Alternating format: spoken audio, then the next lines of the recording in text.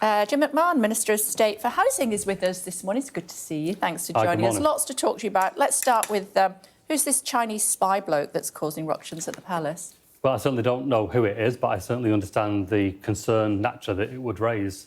You know, we come into contact with a lot of very sensitive information as members of Parliament, and that information needs to be guarded very sensitively and carefully. And whenever that is breached, naturally it raises concern in the system. So you don't know, but I'm guessing Keir Starmer knows. Well, I'm assuming that everybody within the Cabinet, depending on their security clearance, would know the answer to that question. OK, his photos in a lot of the papers, albeit blanked out this morning. I mean, you could just ask the Duke of York who he is, couldn't you? Well, in a way, there are two separate issues here. One is the identity of the individual. The second one is almost a more fundamental point, really, which is about the security of Parliament and making sure that those who have access to information have the proper screening in place, and also that when concerns are raised, that they're dealt with. Now, in terms of the identity of the person, of course, that is a matter for the courts. They will make a judgment on whether the identity should be released or not. And on the matter of Parliament, you know, whether people choose to use parliamentary privilege is a matter of individual reconciliation in the end. They need to be able to justify why they've done that. There's a certain level of irony, though, is there not? China, who doesn't want anybody to know anything, this spy bloke is well known in the media there, and yet we can't show who he is. Well, I mean, that's because it's down to the courts to decide whether or not the identity of a person should or shouldn't be released. I appreciate the irony of that, though. Well, I mean, I think in a way that's a benefit of the British court system, isn't it? It's for the courts to decide. Where should the dividing line be between royals and international business dealings? Well, any government, whether it's the Labour government today or the Conservative government previously, approaches a relationship with China with eyes wide open. Talking about royals, specifically. Royals. In what sense? Sorry? In what role should royals have in international business dealings?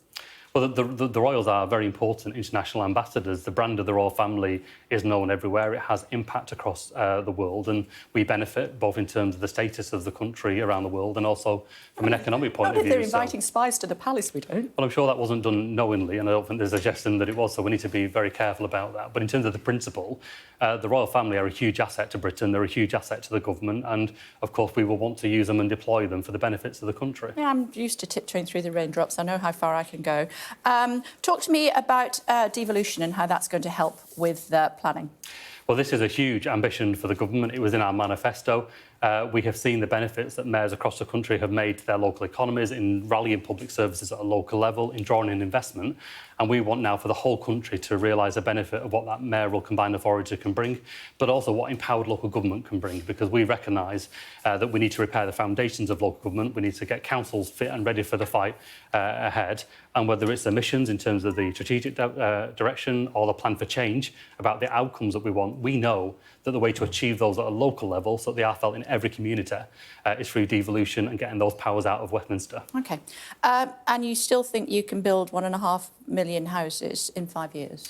Well, that's absolutely the outcome that we want. And so is that a yes? Well, absolutely. Yeah, that is the ambition. That's why we're marshalling our mayors. That's why we're marshalling local authorities. That's why we are removing the barriers where they exist. But it's also why we want every area to have a local plan, because in the end, local voice matters. And the best way to have that reflected is through a local plan derived by the local community with their local council and put in place as their local framework. Where devolution comes into its own, and I think we have seen this, is on growth. And, you know, we need to make sure that people feel it in every community. It's OK having growth in the areas that have always done well, but the challenge that any government will have is, well, how do you get that to every single community and neighbourhood so people feel the benefits of that? And so when we talk about raising living standards, whether it's employment, skills or inward investment, this new model of devolution is absolutely critical. But we don't have enough brickies to build 1.5 million properties. We don't have enough plumbers, we don't have enough carpenters, we don't have enough plasterers, we don't have enough ground workers, we don't have enough tilers, we don't have electricians, we don't have enough roofers, we don't have enough engineers. Where are they all going to come from? And you have articulated perfectly why this is more than just building 1.5 million new homes. This is about the skills agenda, but it also, frankly, it's about those decent, well-paid working-class jobs, those trade skills being available to working-class people. And for too long, there hasn't been an alignment between the employment market and the skills market, which is why employment and skills is a significant part of the devolution offer that will be published later on today. OK. Where are you going to get all these people from? Well, they are there. People are in the communities, but for too long, they have the absolute potential, but they are not given the opportunity. I know in my own town there are people who are coming out of school who would love to be a sparky, to be a plumber, but they are not given the opportunities. And even if they're given the college place, there is a disconnect between the college and the local labour market and the employer. Having that all connected at a local level through our mayors and councils is the way that we can really achieve the 1.5 million new homes. So this is a coordination. This is coming together of all of those outcomes in the plan for change. It's about delivering on the missions, but it's about recognising that you can't pull a lever from the centre and hope that it will appear in every community in the country. You can only do that by taking power out of Westminster and Whitehall and putting it into the hands of people with a skin in the game who know their areas better. OK, so you're confident that you'll be able to fill all of those job places. Every 10,000 new homes to be built, the sector needs about 30,000 new recruits across those 12 trades that I was talking about. All of that can be filled by British workers. Well, whether it can or can't, there will always be a balance to be had. But the jobs that you mentioned there around electricians, around plumbers, around brickies, the skilled trades, the trades that make stuff, that build stuff, that give a quality of life and pay well, are the jobs that working class kids coming out of school, going into college, should see as a future career for themselves. Yeah, but this is within the next 4.5 years. And that's why we're building a supply chain.